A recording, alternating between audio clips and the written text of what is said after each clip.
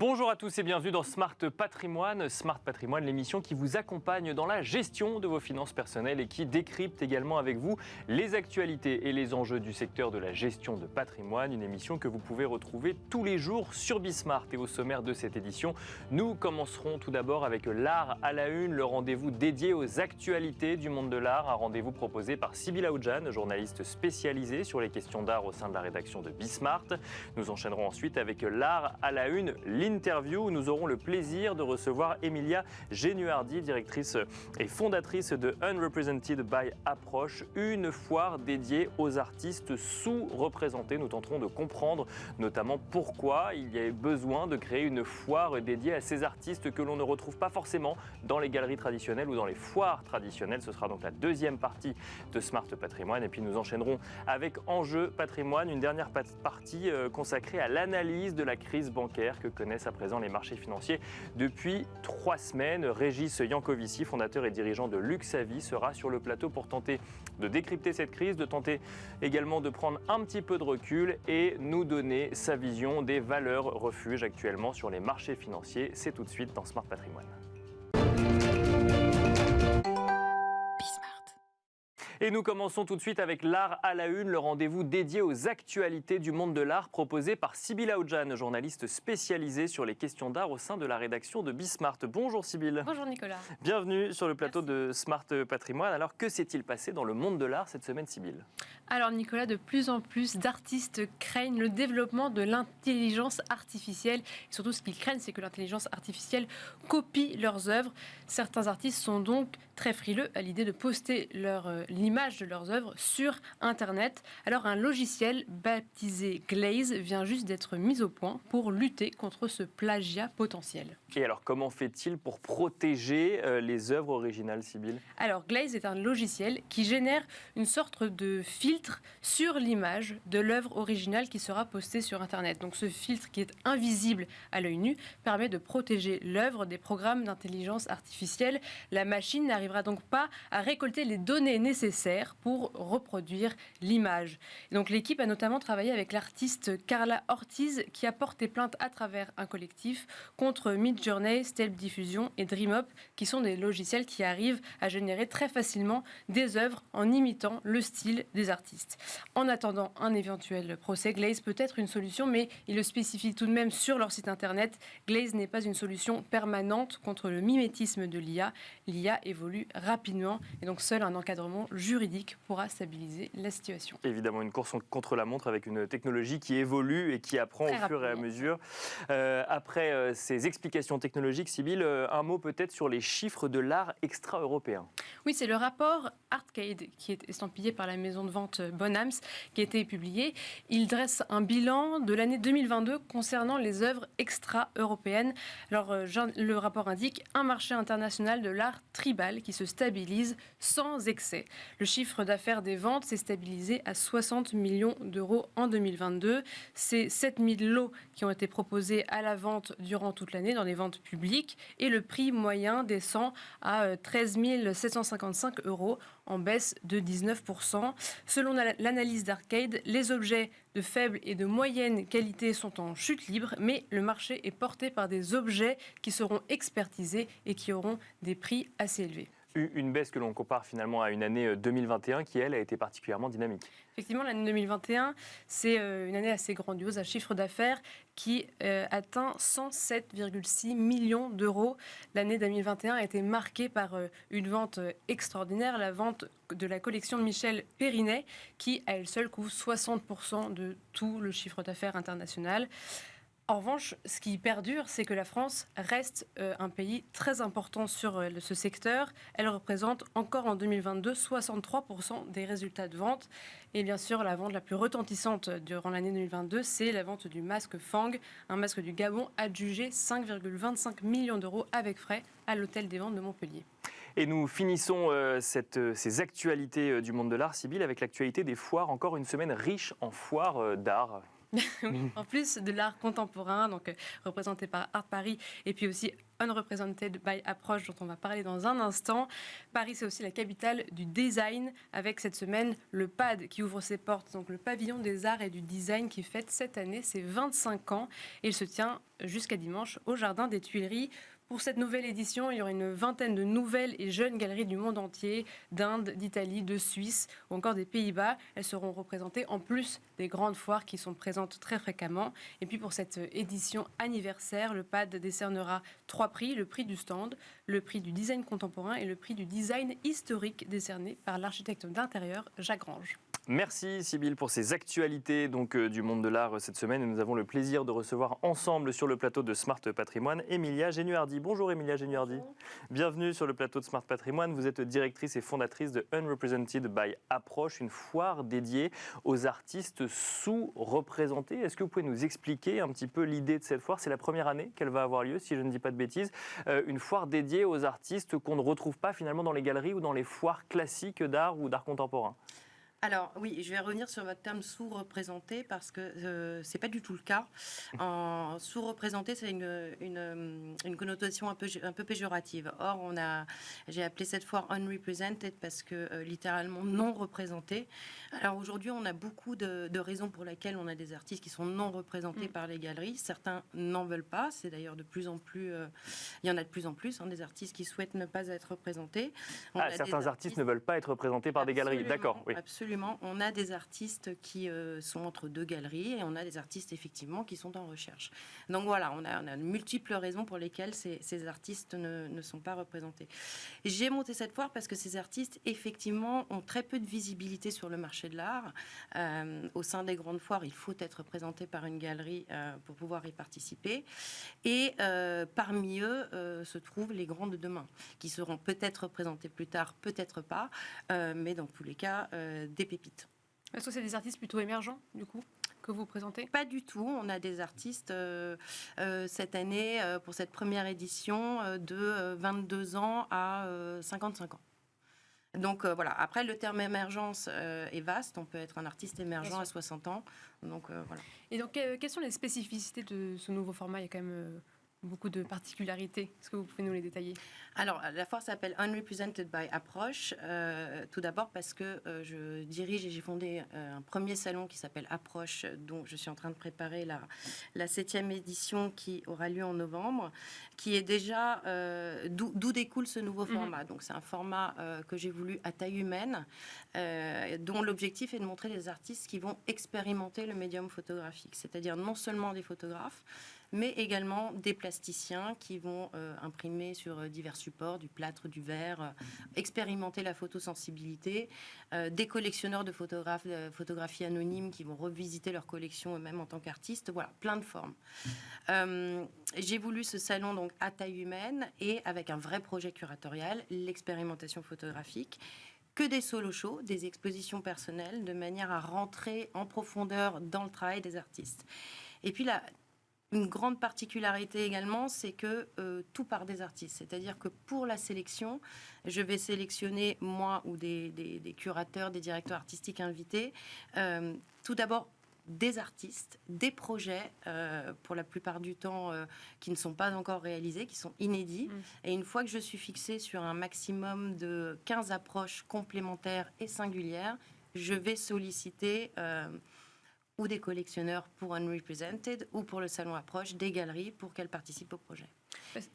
Parce que justement, ces collectionneurs, quelle est leur relation avec chacun de ces artistes? C'est la grande nouveauté à travers ce salon Unrepresented, c'est que ce sont des collectionneurs qui vont apporter leur soutien aux artistes et leur permettre donc de participer au salon, de leur procurer cette visibilité sur le marché de l'art. Est-ce que leur soutien, du coup, c'est à travers quelle forme? C'est parce qu'ils collectionnaient déjà ces artistes-là, ou parce que, même peut-être un soutien financier aussi pour leur permettre d'avoir ce cadre? Comment ça se passe? Absolument. Ils payent le coût de participation en échange d'une pièce. Okay. Et ce qui est intéressant par rapport à votre question, c'est que aucun collectionneur collectionnait déjà les artistes qu'ils ont décidé de soutenir. Certains collectionneurs sont venus me voir en me disant « c'est une très belle idée, je tiens à montrer, à soutenir tel artiste ». Et d'autres collectionneurs qui soutenaient mon idée m'ont demandé de leur proposer des artistes à soutenir. Voilà, et on est rentré dans des discussions de choix, de visites d'ateliers pour qu'ils choisissent leur soutien. Pour bien comprendre, pour ceux qui nous écoutent, ça veut dire que, alors effectivement, tout à l'heure, j'ai utilisé le terme sous-représenté avec cette idée que potentiellement l'œil des galeristes n'avait pas fait émerger des talents que le salon ou la foire aurait fait émerger. C'est pas ça l'idée en fait. L'idée, c'est plus de dire il y a un système aujourd'hui qui existe, qui est que si on veut marcher en tant qu'artiste, il faut être représenté par une galerie, mais de créer une sorte d'autre canal de communication, de pédagogie, voire même de distribution, si je parle en termes très financiers, dans une émission financière, mais dans ce marché de l'art.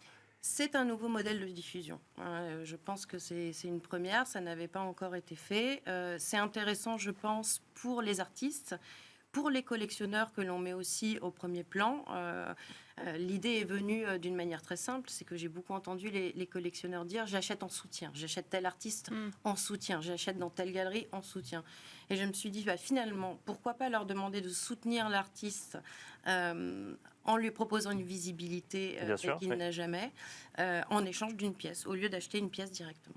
Et là, ce sera les artistes qui vont tenir leur propre stand et qui seront du coup disponibles. Avec les collectionneurs et avec beaucoup de médiateurs qui seront là pour les aider et les soutenir. Et pour ce rôle du collectionneur, est-ce qu'il a un rôle de plus en plus important, ça veut dire, au sein du marché de l'art ? Ça dépend des personnalités, bien évidemment, mais il y a des collectionneurs qui sont des vrais professionnels du marché de l'art, qui sont dans toutes les foires, qui font tous les vernissages, qui sont des vrais professionnels de la création contemporaine, qui font, quelquefois, je me demande, leur travail mieux que le mien. Et pourquoi ce serait leur rôle, en fait, finalement, de mettre en avant les artistes qu'ils collectionnent ou de soutenir? Alors, il y en a pour qui c'est déjà le rôle. Il y a des collectionneurs qui ont fondé des associations de collectionneurs en soutien à la création contemporaine. Je pense par exemple à Frédéric Laurin qui participe à travers l'association Culture Fonderie. Je pense notamment à Jacques Deray qui a fondé ce prix Art Collector, qui est un prix annuel dédié à la création contemporaine et dont le lauréat du prix a une exposition, de la visibilité. Voilà, c'est devenu leur métier à part entière, quasiment. Vous avez dit que cette foire, du coup, découlait d'approche. Est-ce que c'est parce que vous avez vu des limites au format de la foire classique, ou il y a quelque chose où vous vous êtes dit, là, on pourrait faire quelque chose d'autre, complémentaire à une autre foire ? C'est une idée très égoïste. C'est de par mon parcours professionnel et de par ce que je suis. J'ai été directrice artistique dans une galerie, j'ai été agent de photographe. Je suis collectionneuse et j'ai voulu créer une foire à mon image telle que je voulais la voir moi-même. Un mot peut-être, alors effectivement pour bien comprendre, donc il y a deux foires, il y a Unrepresented dont on a parlé, également la foire Approche. Quelle est la différence entre les deux? On a commencé par parler de la dernière née, mais il y a Approche qui existe depuis plusieurs années. C'est exactement le même concept, d'ailleurs dans le même lieu, au Molière à Paris, cet hôtel particulier rue de Richelieu. La seule et unique différence, c'est que pour le salon Approche, les artistes sont défendus par leur galerie. D'accord, donc c'est les galeries finalement qui prennent des stands entre guillemets et qui viennent exposer les artistes, alors que dans un second temps, dans Unrepresented, c'est les artistes qui viennent directement et qui vont ensuite chercher un soutien pour venir. Alors c'est plutôt le soutien qui amène l'artiste. Qui amène l'artiste, oui, mais le contraire peut arriver aussi. Et comment est-ce que vous avez sélectionné les artistes? Alors, vous avez expliqué un petit peu, mais sur quelle base? Est-ce qu'il y a une base esthétique, par exemple, ou d'autres éléments, d'autres critères? Le but, c'est d'avoir 15 approches vraiment singulières et complémentaires de traiter le médium photographique. Pour la foire Approche, je suis directrice artistique. Pour la foire Unrepresented, parce que je laisse une grande liberté aux collectionneurs et qu'en plus, ils ont ouvert mon champ d'exploration. Ils m'ont présenté des artistes, quelquefois, que je ne connaissais pas. J'ai plutôt joué un rôle de chef d'orchestre en faisant attention à ce qu'on ait vraiment 15 approches vraiment bien déterminées et bien complémentaires. Et vous, là, ce sont donc que des artistes qui exploitent le médium photographique. Est-ce que... dans l'idée, ce serait possible de faire ça sur d'autres secteurs, peut-être l'art contemporain? Est-ce que c'est quelque chose que vous envisagez?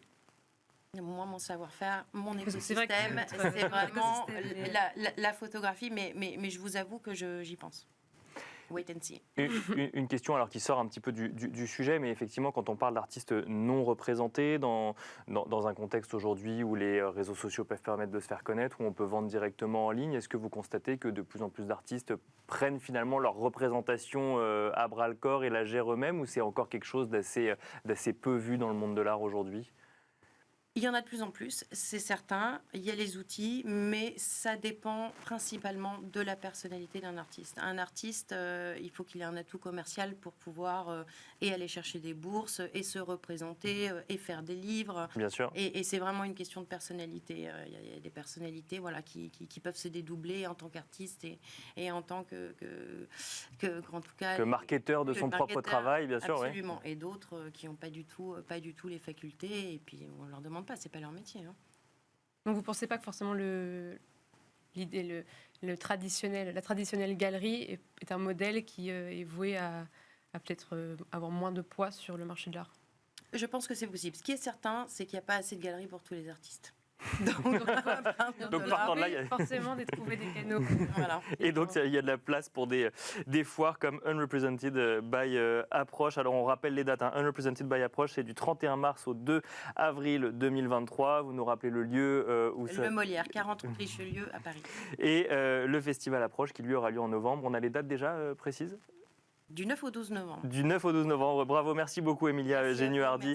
Je rappelle que vous êtes directrice et fondatrice de Unrepresented by Approche. Merci également Sybilla Oudjan, journaliste spécialisée sur les questions d'art au sein de la rédaction de Bismart. Et quant à nous, on se retrouve tout de suite dans Enjeu Patrimoine.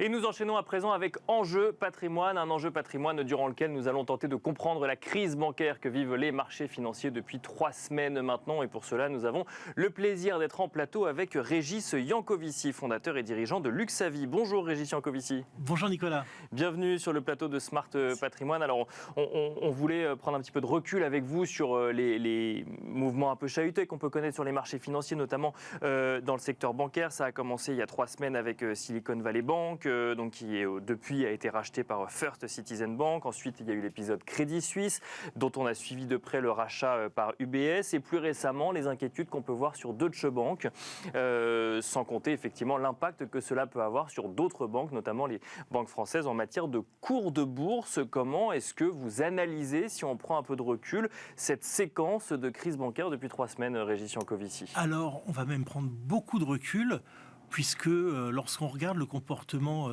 des marchés et de l'économie, on s'aperçoit que depuis plus de 50 ans, chaque cycle de hausse des taux mène vers une crise.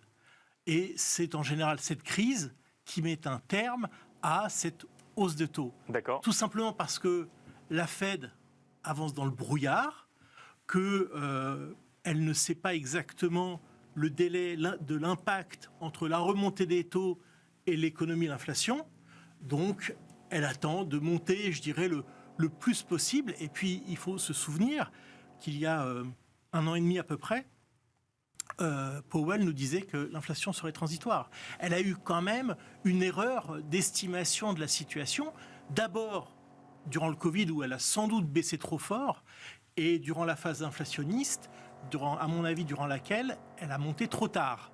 Donc, finalement, la crise bancaire que l'on vit aujourd'hui est une conséquence de cette stratégie de hausse de taux de la Fed qui luttait contre l'inflation. Et effectivement, alors au début, on a évoqué l'idée, enfin en tout cas, Jérôme Powell évoquait l'idée que cette inflation était transitoire. Ça a créé de nombreux débats pour ceux qui pensaient que c'était le cas ou non. Ensuite, il y a eu cette idée de soft landing, à savoir de hausse de taux qui n'aurait qu'un impact limité sur l'économie américaine. Et là, ce que vous nous dites, c'est que finalement, on voit les conséquences d'une hausse de taux comme ça arrive régulièrement quand une banque centrale monte ses taux.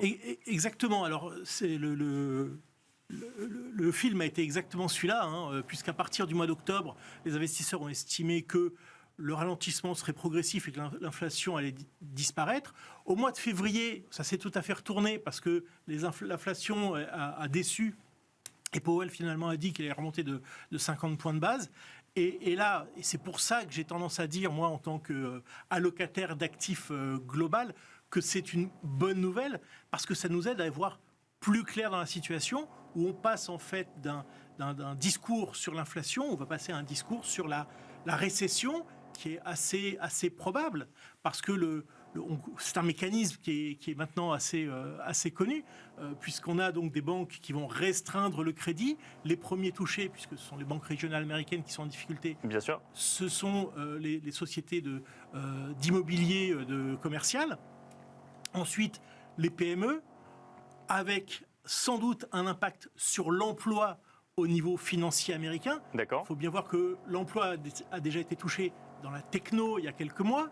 Maintenant, dans le secteur financier, c'est quand même 2 secteurs à salaire plutôt élevé, donc sans doute avec un impact sur la croissance. Donc, on va voir se dérouler dans les prochains mois l'impact sur l'économie. Donc il faut s'attendre à un credit crunch qui viendrait finalement de la crise bancaire que l'on vit actuellement. Moi, je pense que le credit crunch a commencé. D'accord, ouais. Voilà. Alors, on ne le voit pas encore dans les chiffres. Il y a encore un élément qui nous permet pas de dire officiellement nous sommes en récession, l'économie ralentit très fortement, c'est l'emploi aux États-Unis qui continue de bien se tenir. À mon sens, c'est le dernier pan qui doit tomber. Mais alors pourquoi nous avez-vous dit que c'est une bonne nouvelle, Régis Jancovici? La bonne nouvelle, de manière très théorique, serait plutôt été qu'on réussisse à réduire l'inflation en augmentant les taux, tout en restant dans un scénario de soft landing. Vous avez raison, ça dépend en fait du point de vue. Moi, je me passe du point de vue de la compréhension des marchés. C'est une bonne nouvelle parce que je trouve qu'on y voit plus clair. Alors, effectivement, le rideau se lève sur quelque chose de négatif. Une récession, c'est pas positif, mais le rideau se lève.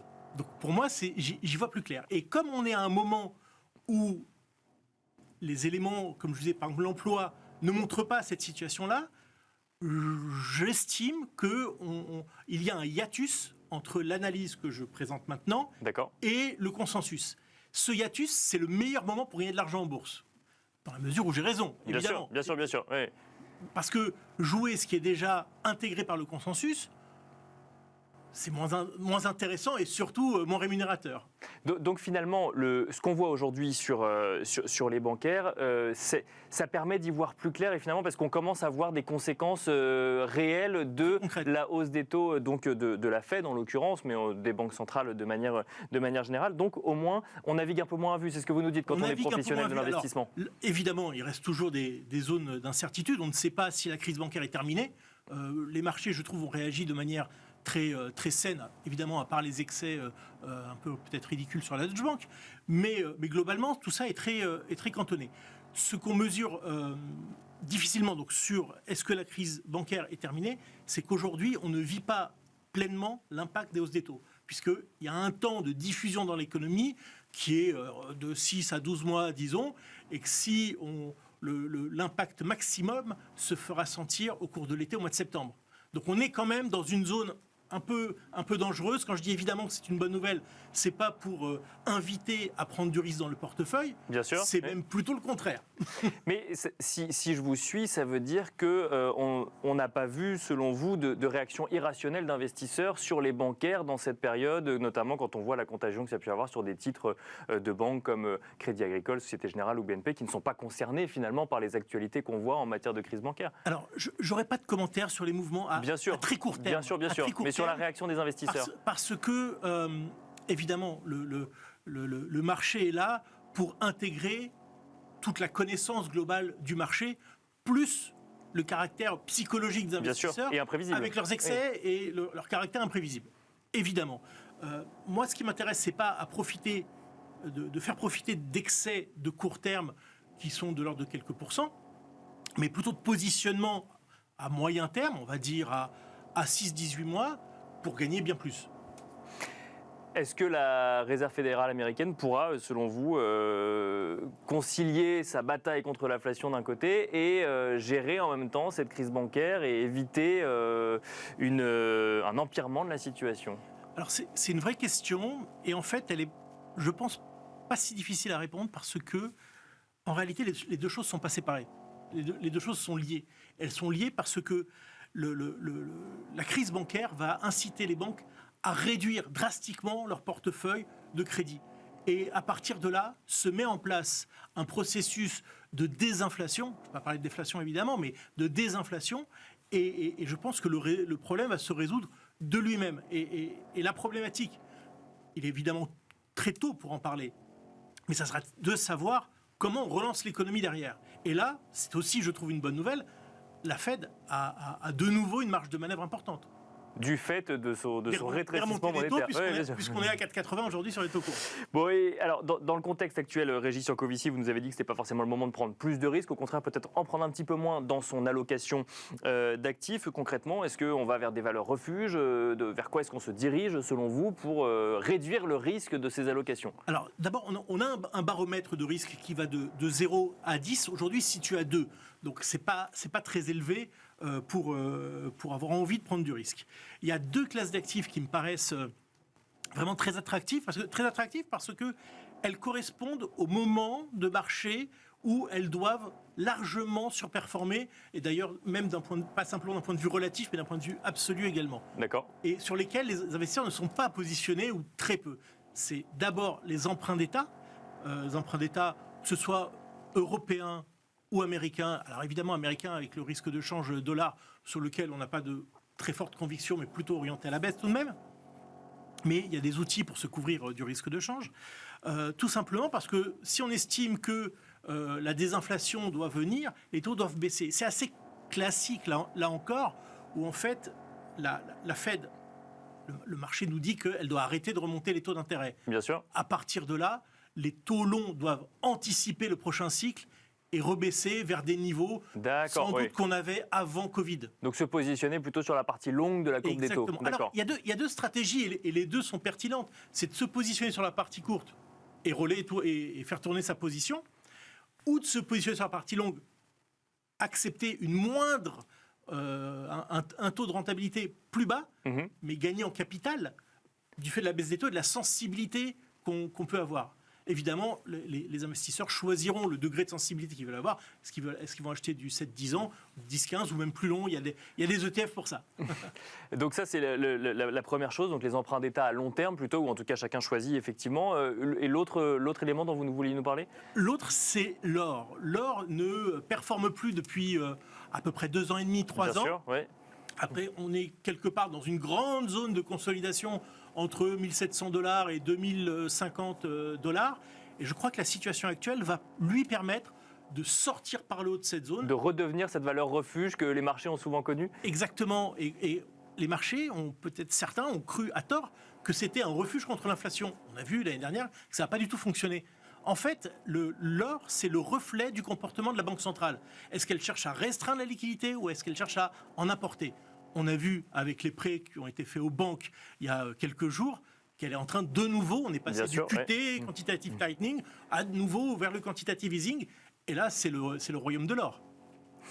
Merci beaucoup Régis Jancovici d'être venu sur le plateau de Smart Patrimoine, donc détailler effectivement et prendre un petit peu de recul sur cette crise bancaire pour les gens qui nous écoutent. Je rappelle que vous êtes fondateur et dirigeant de Luxavie. Merci beaucoup.